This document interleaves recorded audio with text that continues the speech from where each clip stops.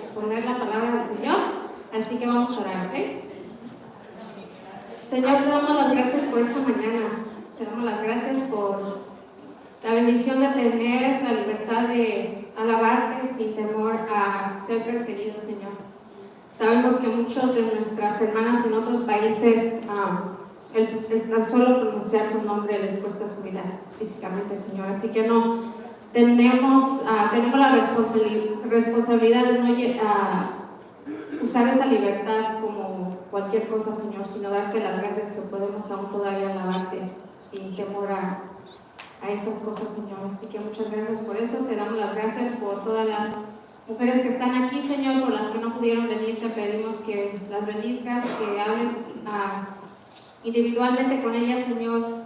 Te doy las gracias porque siendo el fin de semana de Día de Madres, sabemos que muchos de nosotros podríamos estar haciendo otras cosas, pero estamos aquí deseosas de escuchar tu palabra, de saber lo que tienes para nosotras, para que podamos crecer más cerca de ti, para que seamos esos vínculos que nuestras familias necesitan para tener tu palabra y tu gracia. Te pido, Señor, que tu palabra sea la que sea dada esta mañana, que si hay algo que no deseas que yo mencione, Señor, te pido que me lo remuevas. Si hay algo que quieres traspasar, Señor, te pido, Señor, que sea tú el que hables y que yo solamente sea el vínculo que utilices para eso, que sea todo, como decíamos en la alabanza, que todo sea para tu gloria y para tu honra, Señor. En el nombre de nuestro Señor Jesucristo, amén. Bueno, y para todas ustedes, chicas, que tal vez no han estado aquí antes, ¿para quién es su primera vez estar en un desayuno de mujeres? 1, 2, bienvenidas, qué bueno que vinieron. Al principio del año estuvimos viendo los atributos de Dios.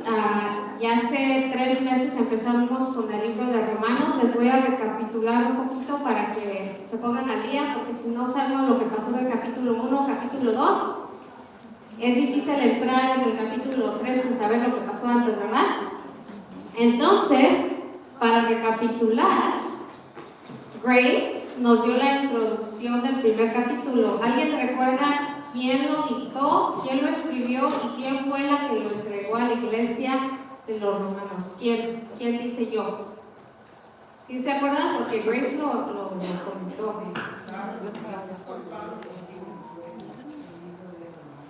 Pablo fue el que lo dictó, pero ¿quién lo escribió? Sí, pero hubo alguien que lo escribió. ¿Alguien? ¿Lo recuerdan? No, decilo. Van a tener que estudiarlo. No les voy a dar la respuesta. Bueno, otra. ¿Quién fue? Les voy a dar una pista. ¿Quién fue la que se le encargó de entregarlo a la iglesia? ¿Fue una mujer? ¿Quién se acuerda? ¿Nadie? Phoebe. No le pusieron atención a Grace. Así que nada más su recomendación, que se los dejo de tarea. ¿Quién fue el que lo escribió? Porque Pablo lo dictó por medio del Espíritu Santo. Dios le dio la palabra, ¿verdad? Pero alguien lo dictó y Phoebe lo entregó a la iglesia. Fue una mujer la que le dieron la responsabilidad y el honor de entregarlo a la iglesia, así que qué bueno.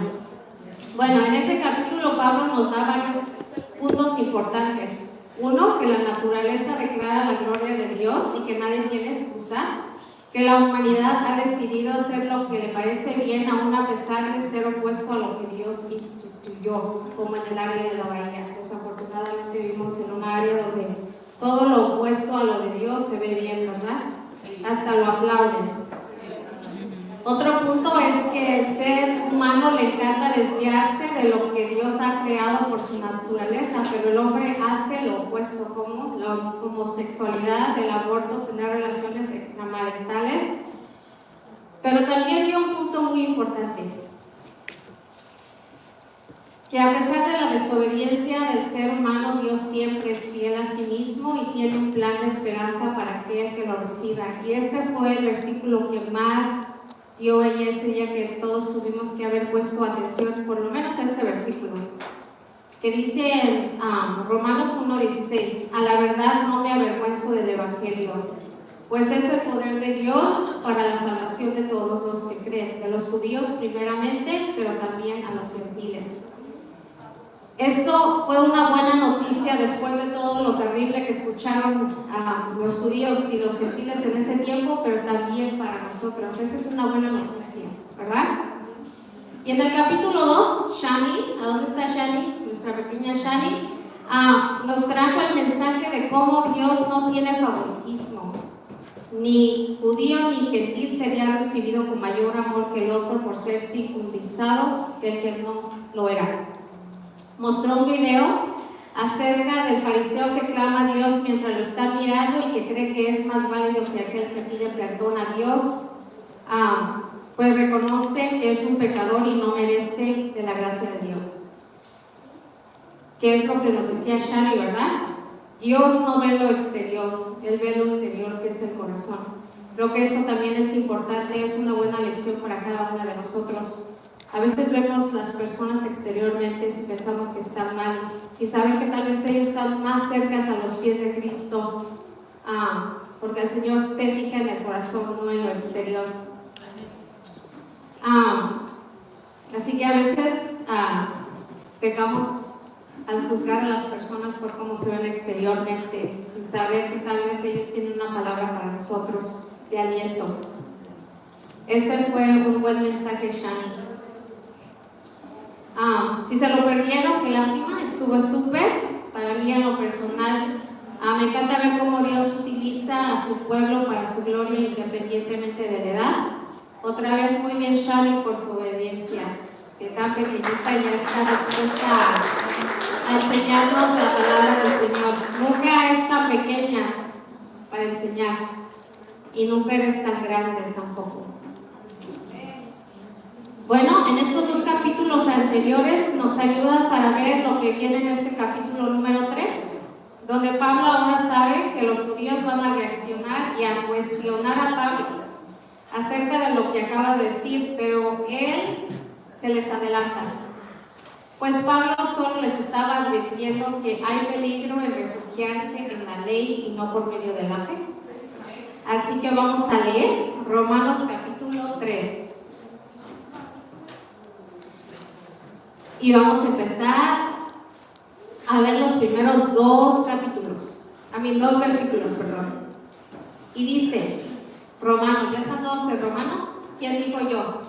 Bueno, ok. Y las que están comiendo, pues nada más escuchen.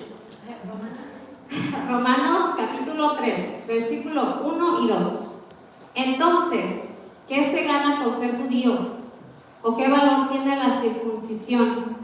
Mucho desde cualquier punto de vista. En primer lugar, a los judíos se les confiaron las palabras mismas de Dios. Bueno, y después de todo lo que escucharon los judíos, ¿verdad? Dice, entonces, ¿qué valor tiene ser judía? ¿Por qué la circuncisión no tiene ningún valor? Y Pablo les dice, hay mucho. En primer lugar, a los judíos se les confiaron las palabras mismas de Dios. Y les tengo una pregunta. ¿Alguien me puede decir a quién, en dónde y cuándo sucedió esto que se le dio la palabra a los judíos? Bueno, no me tienen que contestar todas las tres preguntas. ¿A quién se le dio la palabra? A nosotros. A los judíos, en el principio. Está en el Antiguo Testamento. ¿Quién me dice?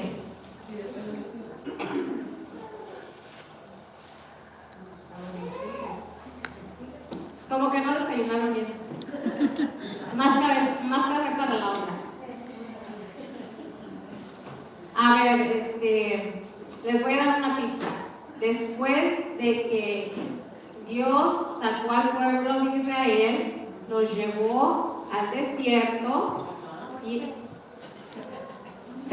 la ley se le otorgó a Moisés. ¿En dónde? En el monte Sinaí. ¿Y ¿Cuándo sucedió esto? Ya se los dije porque les di la pista, ¿verdad? Después de que había sacado a su pueblo de Israel y haber estado en la esclavitud por medio de los egipcios. Entonces, Pablo les recuerda, a ustedes Dios les otorgó la ley, les dio la palabra, les dio los 10 mandamientos, y la ley son más que los 10 mandamientos, déjenme decirlos. Si lo quieren leer, todo está en Levítico, gran parte de él, y eran muchas cosas, no rituales, pero muchas cosas que el pueblo de Israel tenía que seguir, así que esa era la ley, ¿verdad? Y una de las cosas que pasó antes de ser circuncisado, antes de darle la palabra, antes la circuncisión ya existía. ¿Recuerdan quién fue el primero que fue circuncisado? También fue en el Antiguo Testamento. ¿Alguien te recuerda? Abraham. La circuncisión que el Señor le había pedido a Abraham y a su pueblo era un pacto, que ellos iban a ser diferente a todas las demás naciones. Eso era el significado de la circuncisión, que iban a ser apartados, diferentes, porque iban a seguir al Dios vivo. Entonces, ¿por qué esto es importante? Si recordamos, a Pablo antes de convertirse, él era uno de los que seguía la ley y era el encargado de mantenerla viva. Él desde muy pequeño fue uno de los que los fariseos lo levantaron para enseñarles la ley. Era uno de los escogidos, ¿verdad? En Deuteronomio 11:18 dice: grábense estas palabras en el corazón y en la mente, átenlas en sus manos como un signo y llévenlas en su frente como una marca. Enséñenselas a sus hijos y repítanselas cuando estén en casa y cuando anden en el camino, cuando se acuesten y cuando se levanten. Escríbanla en los postes de su casa y en los portones de las ciudades. Así, mientras existan los cielos sobre la tierra, ustedes y sus descendientes prolongarán su vida sobre la tierra que el Señor juró a los antepasados de ustedes que les daría. ¿Okay? Esto es lo que el Señor les dijo al pueblo desde ese tiempo. Toda la ley, todos los mandamientos que les he dado yo, enséñenselos a los que vienen, a sus niños cuando se levanten, cuando se acuesten, ¿verdad? Esta ley era para que se mencionara día y noche, noche y día entre el pueblo judío, no para condenar, sino para que tomaran en cuenta su necesidad en Dios. Y eso no ha cambiado, mamás. Eso no ha cambiado. Si somos seguidoras de Cristo, es nuestra responsabilidad, como mamás, como abuelas, como tías, como hermanas, de enseñar la palabra de Dios a nuestros hijos y de vivir no por apariencia, sino en vivir por medio del Espíritu Santo lo que la palabra nos enseña. Y esta es una pregunta que les voy a hacer no para que me la contesten, sino para que mediten en ella. ¿A quién le están enseñando? ¿A quién están discipulando? Puedes decir, no soy mamá, no tengo hijos, sobrinos tampoco, o sí tengo, pero están muy lejos. Pero siempre va a haber alguien a la que tú le puedas enseñar la palabra del Señor. Ahora pues comprende por qué Pablo, antes de ser convertido, persiguió a los conversos pensando que estaba haciendo lo correcto.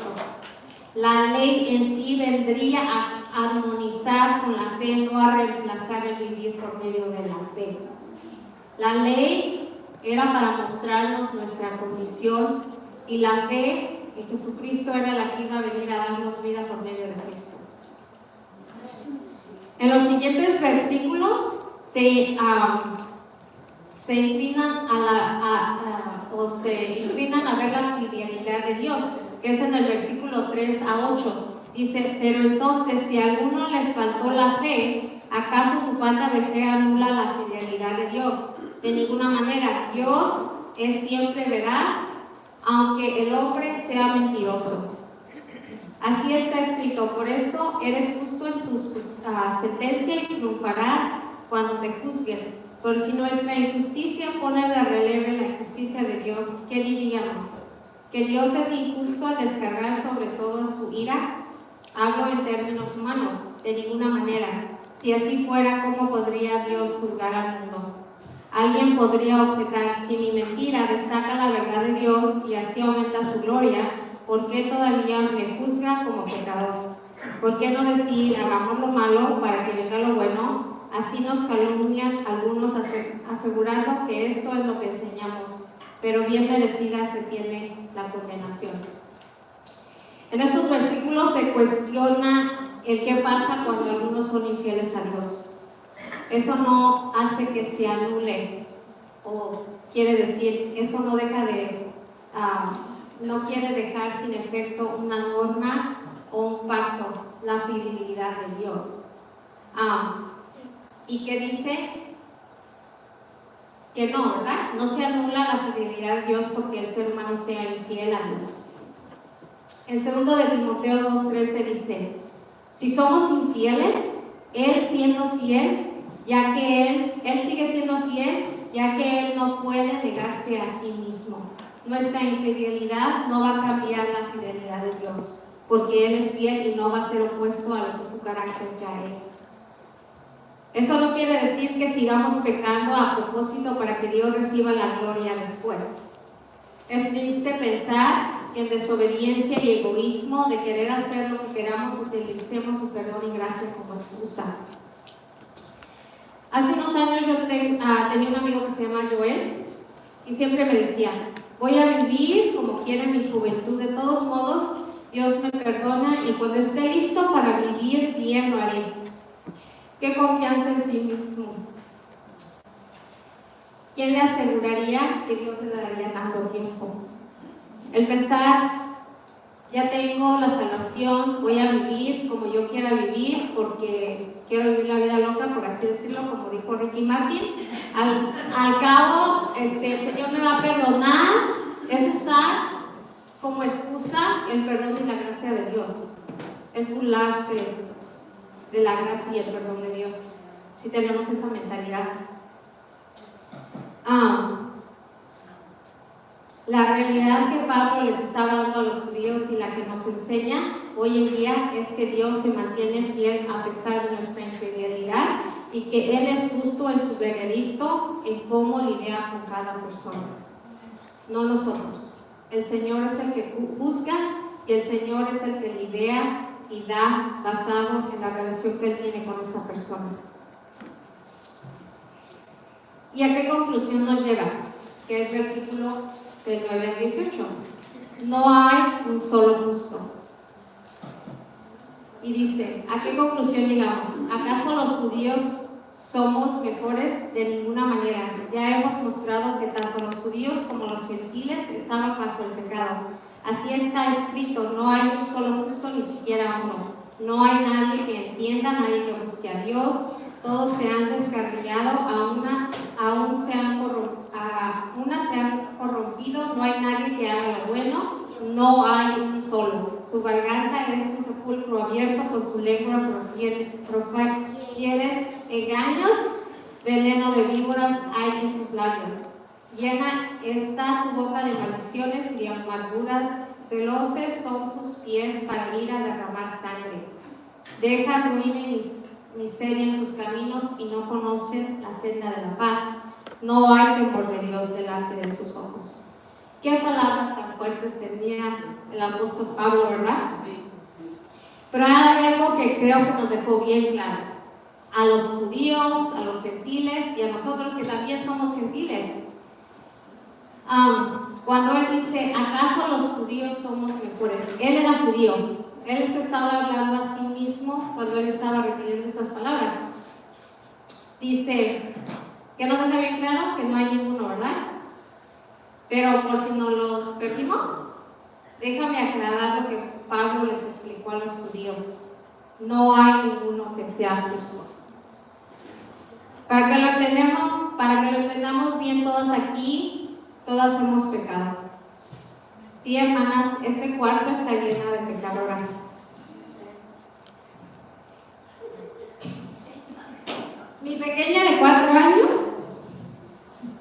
también lo saben. La otra noche la llevo a su cama y le digo que no desobedezca. Me dice, pero no quiero irme a dormir. Súper enojada y con los brazos cruzados. La niña de 4 años. Según ella, ¿verdad? Bien enojada. Y dice, gracias Eva. Y le digo, ¿quién es Eva? Y me contesta, la que me hace pecar.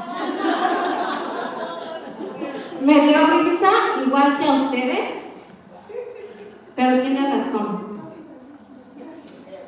No hay ninguno justo. Porque de hecho, desde el principio, nuestro egoísmo quiso ser más de lo que Dios ya nos había hecho.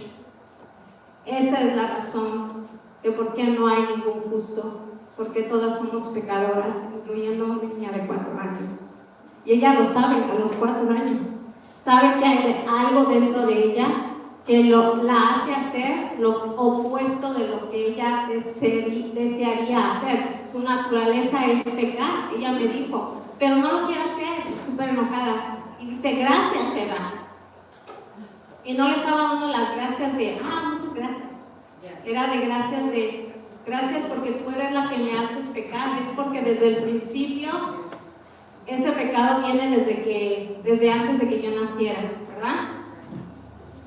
Y dice en el versículo 19 al 20, ahora bien sabemos que todo lo que dice la ley lo dice a quienes están sujetos a ella, para que todo el mundo se calle la boca y quede convicto delante de Dios. Por tanto, nadie será justificado en presencia de Dios por hacer las obras que exige la ley. Más bien, mediante la ley, cobramos conciencia del pecado. La ley nos aclara nuevamente que no seremos justificadas por las obras o cosas que hagamos. Más bien la ley nos ayuda a ver que necesitamos ser justificadas por medio de Dios, como mi pequeña Hannah. Le demuestra su necesidad de algo que ella no puede obtener por sí misma. Ella no puede ser demasiadamente buena, no puede servir demasiados domingos, sábados, lunes, para que le otorgue Dios algo que ella no puede obtener por cosas que haga. Aquí está la buena noticia después del capítulo 1, capítulo 2, capítulo medio 3, que Pablo está esperando a dar a los judíos, a los gentiles, o sea, a todos nosotros. La justicia mediante la fe. Versículo 21 dice, pero ahora si la meditación de la ley se ha manifestado, la justicia de Dios, de la que dan testimonio la ley y los profetas, esta justicia de Dios llega mediante la fe en Jesucristo a todos los que creen. De hecho, no hay distinción, pues todos han pecado y están privados de la gloria de Dios. Pero por su gracia son justificados gratuitamente mediante la redención de Cristo Jesús. Efectuó. Dios lo ofreció como un sacrificio de expiación que se recibe por la fe en su sangre para así demostrar su justicia. ¿Verdad? O sea que la justicia que los judíos deberían de desear es aquella que llega por medio de la fe en Jesucristo. Y es para todos en la que en Él creen, incluyéndonos a nosotras. Otra vez, nos dice que no importa quién la necesite, todos pueden obtenerla, pues todos hemos pecado y estamos privados de su gloria. Esto quiere decir que es solo por medio de poner nuestra fe en lo que Cristo hizo por nosotros. ¿Alguien me puede decir qué fue lo que Él hizo por nosotros? Murió.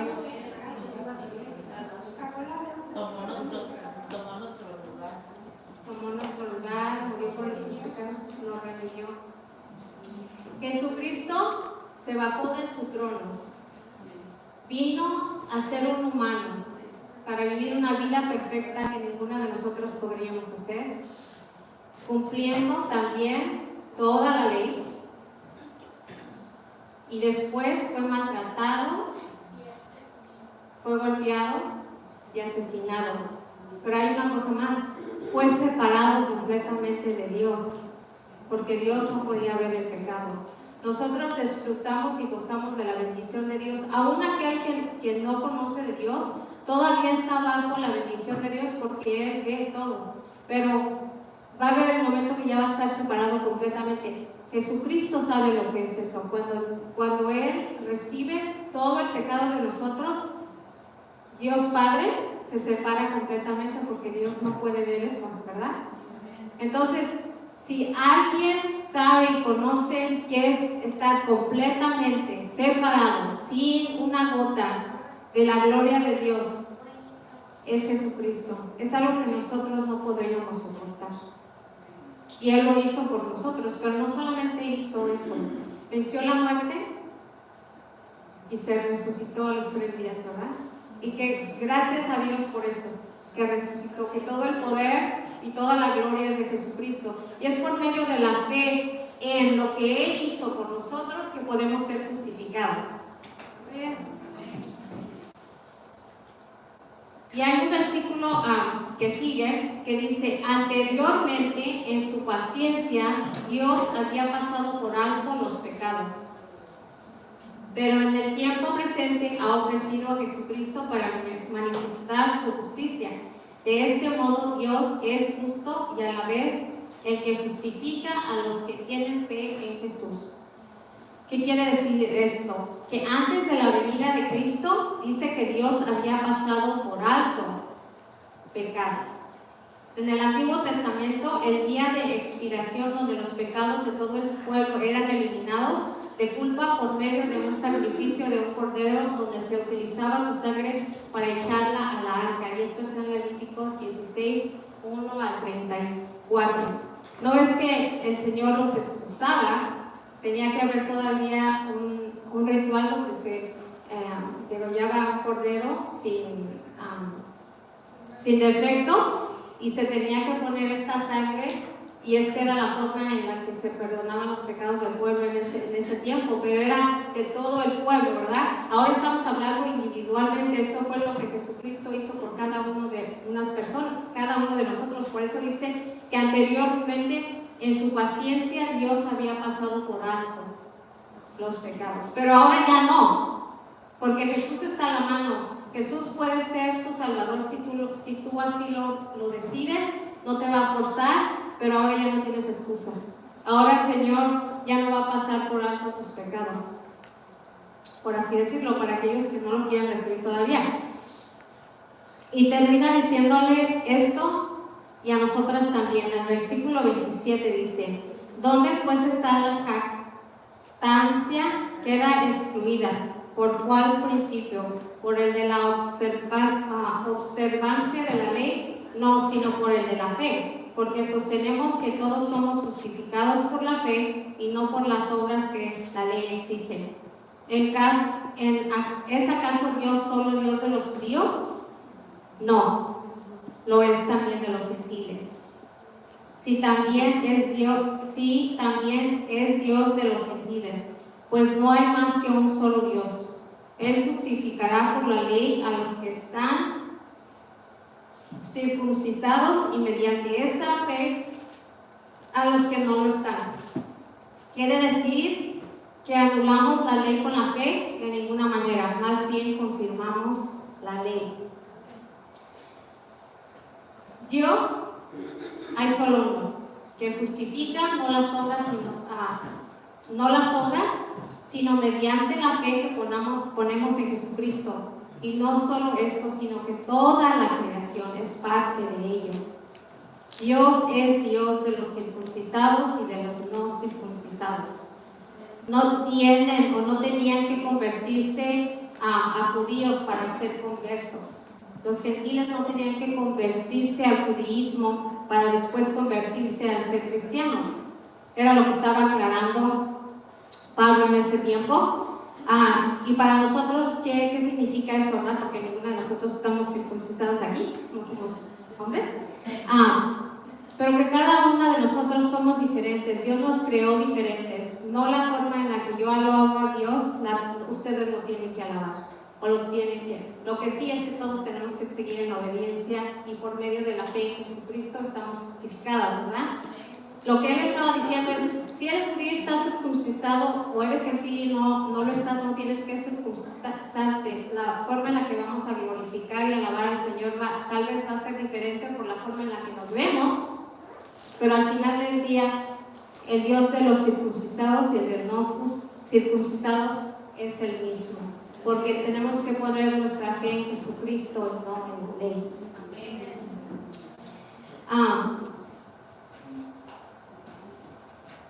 Pablo aquí termina mostrándonos que Jesús vino a remedir lo que se había quebrantado por el pecado desde el principio, y eso está en Génesis.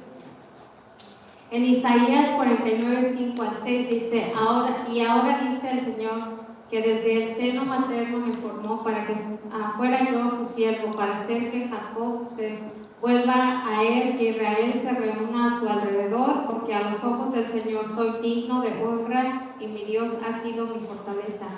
No es gran cosa que sea mi siervo, ni que restaures a las tribus de Jacob, ni que hagas volver a los de Israel, a quienes he preservado. Yo te pongo ahora como luz para las naciones, al fin que lleves mi salvación hasta los confines de la tierra.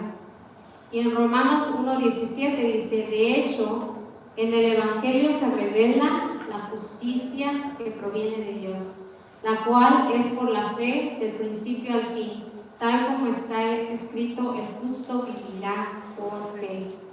El deseo de Pablo nunca fue de destituir la ley, sino defenderla, pues es la ley la que nos trae a conciencia una vez más nuestra necesidad de la salvación por medio de Cristo. Y para terminar, quiero que sepan que tenemos malas noticias. Tenemos una enfermedad, pero también tenemos súper buenas noticias, ya que hay una cura. Nuestra enfermedad es el pecado, pero Cristo vino y Él es la cura. Debemos vivir por medio de la fe en Él y no creer que es por obras que podemos ser justificadas. Si lo sabré yo, que como dijo Pablo, ese es mi versículo favorito, porque es el que yo vivo, es el que me recuerda todos los días, porque soy lo que soy. Doy gracias al que me fortalece, Cristo Jesús, nuestro Señor, pues me consideró digna de confianza al ponerme en su servicio. Anteriormente yo era una blasfema, una perseguidora, una insolente, pero Dios tuvo misericordia de mí porque yo era una incrédula y optaba en mi ignorancia. Pero la gracia de nuestro Señor Jesucristo se derramó sobre mí con abundancia, junto con la fe y el amor que hay en Cristo Jesús. Este mensaje es digno de crédito y merece ser aceptado por todos, que Cristo Jesús vino al mundo a salvar a los pecadores, de los cuales yo soy la primera. Pero precisamente por eso Dios fue misericordioso conmigo, al fin de que en mí, la peor de las pecadoras, pudiera Cristo Jesús mostrar su infinita bondad. Así llego a servir de ejemplo para las que creyendo en Él reciban la vida eterna. Por tanto, al Rey eterno, al inmortal, al invisible, al único Dios, sea honor, gloria por todos los siglos de los siglos. Amén.